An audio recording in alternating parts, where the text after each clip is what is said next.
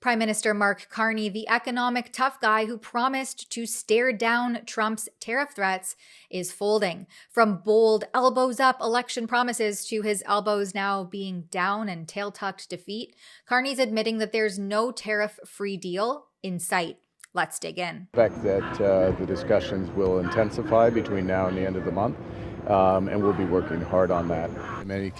There isn't a lot of evidence that any country has gotten a deal without U.S. tariffs, Carney said. Well, isn't this rich? Prime Minister Mark Carney, the self-styled economic warrior who campaigned on standing tall against Donald Trump's tariff tantrums, has officially folded faster than a lawn chair at a Liberal picnic. President Trump claims that Canada isn't a real country. He wants to break us so America can own us.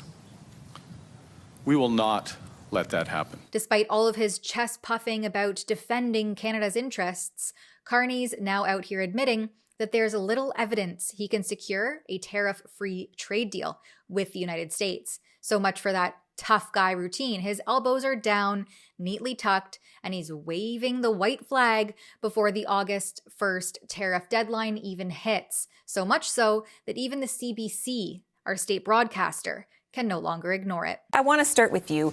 It is a fact that other countries are not getting deals that don't include tariffs at this point. Was this the inevitable conclusion of where things were going to land for Canada? I'm getting very confused, Catherine, about where to put my elbows. They're up and they're down, and if they keep moving that way, we're going to look like a bunch of chickens. The Prime Minister has an expectation management problem. You referenced it off the top. He billed himself during the election as the guy that would get a good deal for Canada, and the reality is that our tariffs are higher today than they were on election day. We had the doubling of the steel and aluminum tariff. We now have this August 1st threat. So we don't appear to be closer to a deal than we were on election day. And that is a problem for the Prime Minister because he billed himself as the guy to get it done. So what can Canada be doing if tariffs are the reality and other countries have them as their reality? What are we doing to systemically make investment in Canada better? So far, the proposal has been to expedite energy projects to, 2 years, while other jurisdictions are moving faster than that. The U.S. is changing things like their corporate tax rate, or they're at least looking at systems to attract more business investment, and that's totally absent the tariff conversation. So we seem to be very focused on, how we might tax bourbon and ketchup a little bit more to hit back against the Americans, and not addressing some of the big challenges that exist for Canada's economy to thrive. You do say we do not appear to be any closer to a deal. I think we have to acknowledge, and it's something we heard a few times during this show, we just don't know what's happening behind closed doors with negotiations. We may well be closer to a deal. We may not. No one. Part of the challenge I would observe is that it's been the Prime Minister that has been setting deadlines that the U.S. seemingly is not abiding by. We had this conversation about an agreement to agree around the G7 within 30 days. Then that got moved to July 21st. Now it's looking like August 1st that ostensibly something could happen. And the U.S. are certainly not the ones setting these deadlines. So again, the Prime Minister the August 1st does seem to have been set by the so President. Was the 30 days exiting the G7. So my point is that the Prime Minister is the one that has raised expectations, and now he is having a difficult time meeting the expectations that he has set. Carney then attempted to posture himself as being tough with retaliatory tariffs at a steel manufacturing company in Hamilton, but it's clear that he's retaliating for the sake of retaliating, knowing full well that there's no path to a deal. For steel products from non-free trade agreement countries, we will tighten the tariff rate quota level to 50% of 2024 volumes and apply a 50% tariff on any imports beyond those levels. For steel products from partners with free trade agreements, we will introduce a tariff rate quota level for steel products at 100% of 2024 volumes and apply the same 50% tariffs on imports above those levels. The government is reviewing its remission framework to favor the use of Canadian steel and aluminum in Canadian-made products. And we will also implement additional tariffs on steel imports from all non-U.S. countries containing steel melted and poured in China. Our existing arrangements with our CUSMA partners will remain the same, including no changes to our current trade measures with the United States. The combination of all these measures will ensure that Canadian steel producers have a bigger share of the Canadian market. It will create more resilient supply chains and unlock private capital for Canadian production. This is a far cry from the fiery rhetoric he used to get elected, promising to go toe-to-toe with Trump. As I've been warning for months, America wants our land, our resources, our water, our country. Never.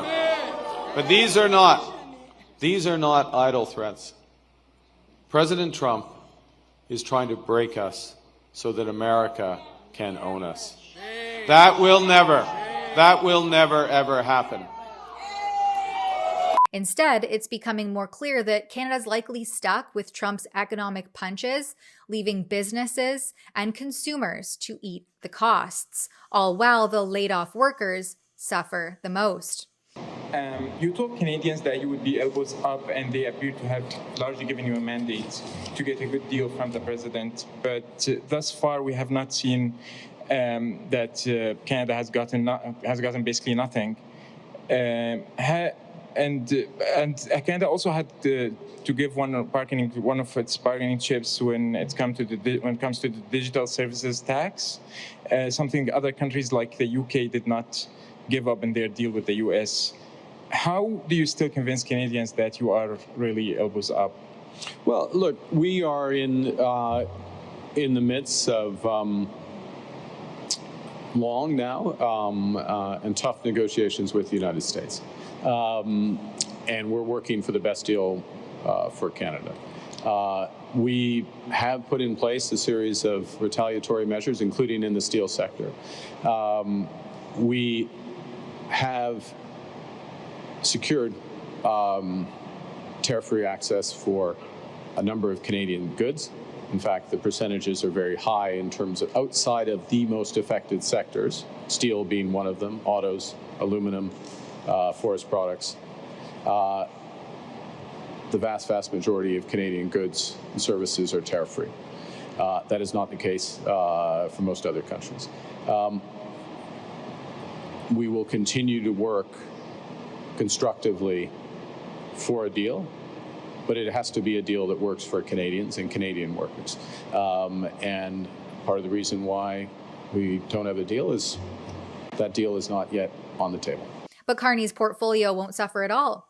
Just months before his high-profile entry into visible politics, because don't forget, he was Trudeau's economic advisor all along, while he was still chairman of Brookfield Asset Management, he oversaw the company's swift relocation out of Canada last fall. Oh, and then he lied about it, but that's no big deal, right? Carney is now emphasizing that Canada's steel industry is vital for competitiveness, security, and prosperity, and is undergoing significant changes to meet future demands. But just 6 months ago, he said that we barely use steel at all. Remember this? You know, a steel company, how much steel are you using these days, Todd? I mean, not as much we used to. So let's not kid ourselves. Carney is trying to hide a full-on capitulation, but it's pretty clear that his intensifying talks and crossing fingers isn't working. Big promises and zero delivery. Carney is managing expectations downward while Canadian industries brace for a hit. If this is his idea of leadership, then we're in for a rough ride. For Rebel News, I'm Tamara Ugolini.